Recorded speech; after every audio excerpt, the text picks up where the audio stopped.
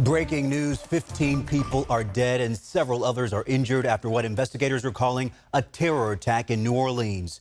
And that's not all. A Cybertruck explosion outside the Trump Hotel in Las Vegas is also being investigated as a possible terror attack on New Year's Day.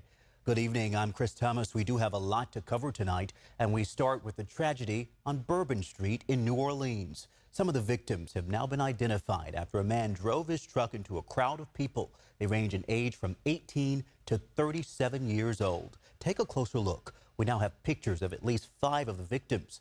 And keep in mind, we'll learn more about all 15 victims in the coming days.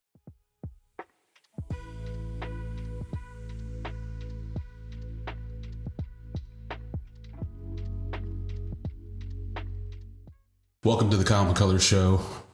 I'm your host, Kyle McCullers, and tonight we're going to be looking at something very tragic that just struck New Orleans last night. I was up pretty early this morning, 2 o'clock in the morning, and it looked like around 11 o'clock last night there was a domestic terror attack where a man drove a truck through a crowd of people. They've confirmed that they've killed 5 people. He's killed 5 people, and he got out with an assault rifle. There seems to be ties to a terrorist organization called ISIS that we basically destroyed. Meanwhile, the FBI says this is the 42-year-old suspect from Texas. He was killed in a gun battle with police, and 2 officers are now in the hospital. Tonight, we have the very latest on the investigation from New Orleans. Take a look. Tonight, one of America's most vibrant streets is shut down. Instead of festivities, police vehicles and crime tape marked Bourbon Street in New Orleans, where a driver, believed to be 42-year-old Shamsuddin Jabbar, rammed a pickup truck into a New Year's Day crowd just after 3 a.m. Dozens are injured, and among the dead, 27-year-old Nicole Perez. Her friend tells ABC News Nicole leaves behind a 4-year-old son. Federal officials say Din Jabbar is a U.S.-born citizen from Texas and an Army veteran who worked at the accounting and consulting firm Deloitte. The FBI also reported to me that mere hours before the attack, he posted video. I'm sorry. I wasn't going to say anything, but look at this man. Look at that face. It takes a domestic terror attack for this man to pop out and say words, and he can't hardly talk. I'm sorry. I can't. Videos on social media indicating that he's inspired by ISIS, expressing a desire to kill. The driver drove 3 blocks before crashing, then got out and fired at police with an assault rifle, according to officials. They add 2 officers were hurt before police shot and killed the suspect. Witnesses described the scene as gruesome. What we saw was insanity. I mean, something out of a movie. The graphic nature of it, and it was unbelievable. Investigators say they found an ISIS flag, weapons, and improvised explosive devices inside the truck. They're now working to determine whether he had any affiliations with terrorist organizations. We do not believe that Jabbar was solely responsible. We are aggressively running down every lead, including those of his known associate. You have a 42-year-old man from Texas who's an Army veteran who they believe is part of a terror cell of ISIS. Now, ISIS is the group that I believe Barack Obama started and President Trump ended the destruction of. And ISIS is was virtually destroyed. But the thing about terror cells and terror groups is they're notorious for reforming and coming back, because you can destroy the people, but you can't destroy the ideology, because it comes from a religion, right? You can't really destroy a religion, right? They're radical. Well, you can say radical, but you could also use the word fundamental too, if you want to be honest. But radicalized Muslim terrorists who believe that the destruction of the United States and Christianity is required for a Muslim state to take over the world, essentially. That's really what they're aiming for. But you have a 42-year-old man from Texas, a U.S. citizen, okay, Army veteran, who goes to New Orleans and drives 3 blocks on Bourbon Street, hitting people, getting out of the car, having a firefight with the police, put 2 of them in the hospital before he's put down. They're saying that on his Facebook there's, references to ISIS, and they don't believe he's acting alone, which means he's part of a cell. They think he's part of a cell, which makes sense to me because there's only two ways I think you could look at this. One is he was always this way. He joined the military, the U.S. military, to be trained, and something happened which made him go this route. Maybe he was going to go do something more sophisticated, maybe not. Or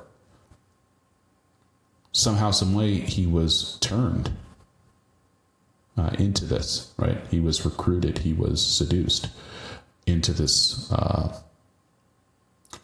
cell and radicalized and sent out as a suicide mission, because it was a suicide mission, right? And they're known for using suicide bombers. 15 dead, 2 cops in the hospital. And the reason why I think that this is an important story to cover is because I believe we're going to see more things like this happening at an accelerated rate. I think you're going to see, I think domestic terror is going to be something that we will be dealing with for the next, I'd say probably 8 to 12 years. Maybe longer.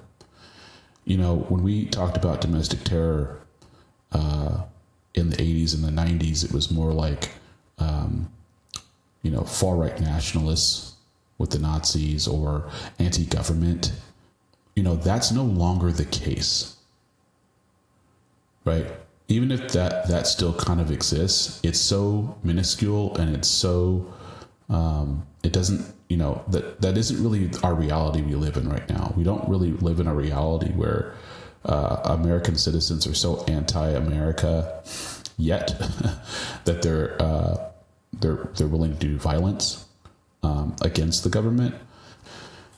That's also a threat. I'm not saying that's a threat, but what I am saying is that the actual people who want to do harm right now, boots on the ground, are in this country because of the southern border. If you haven't been paying attention for the last 1.5 to 2 years that this has been campaigned on, well, this story should wake everybody up. Yeah, he's a U.S. citizen, Kyle. Yes, he is. But why now? If there's a cell, and there's probably multiple cells in this country, that Homeland Security, the CIA, the FBI don't know about, because there's hundreds, maybe even thousands of these terrorists who have crossed this border due to the lack, or due to the absolute, the lack of actually doing her job by Kamala Harris, but the complete degradation of our border and the complete abdication of duty by the current president of the United States, Joe Biden, who we just saw in this clip, who looked like a mummy, and Kamala Harris, his VP, quote unquote, border czar, who didn't do her job. We have let in Chinese terrorists, Middle Eastern terrorists. We don't even know. But I think it's safe to say that this person being involved in a terror cell and committing this plot and talking about ISIS of all regimes, or of all terrorist groups, ISIS, it tells me that this smells funny. This smells wrong. This smells like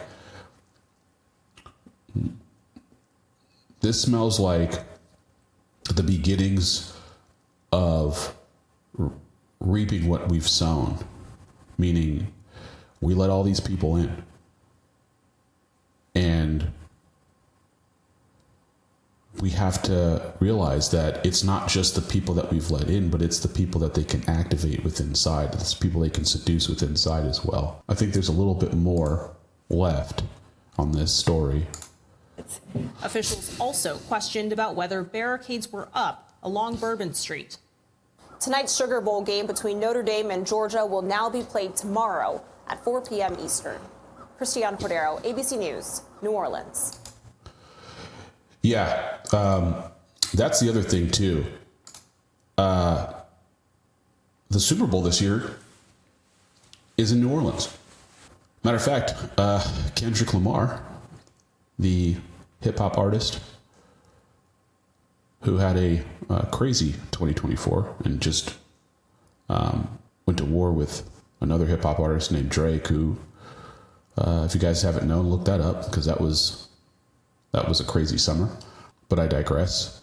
But he'll be performing at the Super Bowl. And, I mean, what's that say about that area now? What's that say about the city right now, right? I mean, this is roughly a month before the Super Bowl. They have a domestic attack. You know, there's a movie or a show, and I don't remember if it's The Jackal, because I'm watching that, which is pretty good. Or it could be something else, but oh no, it's Jack Ryan. That's what it is. It's Jack Ryan. If you guys haven't seen Jack Ryan with John Krasinski, highly recommend it. You know, I do think he was the best one. You know, Harrison Ford, love Harrison Ford, but he's always Han Solo to me. And Indiana Jones, he did okay, I guess, as Jack Ryan, but he was too old, I think, for that character. And Alec Baldwin I wasn't really a big fan, but I think John did a great job. So John, hats off to you. Thanks for coming back for the movie to tie it up, because the last season was a little bit disappointing, not gonna lie. But in the first season of Jack Ryan, the terrorist who was from the Middle East, well, he was from, I'm not going to get into it, but he was, and he was very smart. What he would do is he would set off a tragedy, judge the reaction of the tragedy, and then follow up with his actual plan, which was a more devastating attack. And so what I'm saying, I don't know if this is random, but I don't take anything as random. I think that you'd be a fool to look at everything as random and everything as a one-off. I think that there's a lot of things with this situation that smell funny. You have a 42-year-old Army veteran, U.S. citizen, who was turned and seduced into ISIS, a failing or a basically just practically decimated terror group that we haven't heard of in years. Now in the United States, committing a terror attack, killing U.S. citizens a month before the Super Bowl in the city where the Super Bowl will be held, which the Super Bowl is New Orleans is one of the top party cities in America, but the Super Bowl is the number one event in America, without question.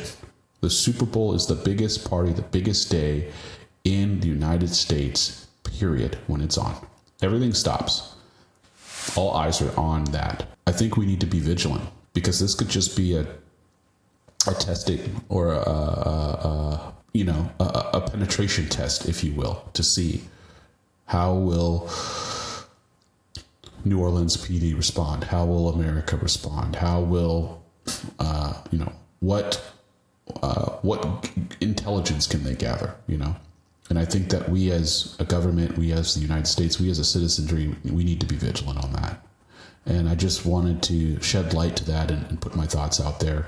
And I just pray that we stay on guard and we figure out who did this and get to them as soon as possible, so that they don't hurt or kill anybody else.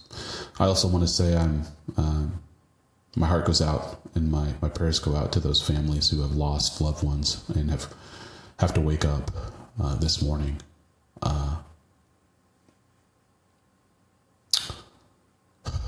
looking at the TV on their phone and finding out that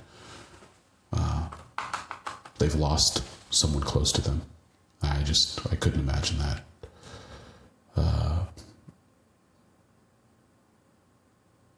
Yeah, so sorry, this one's a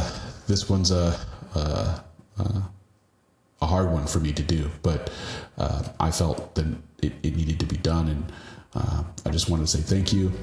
Have a good day. God bless.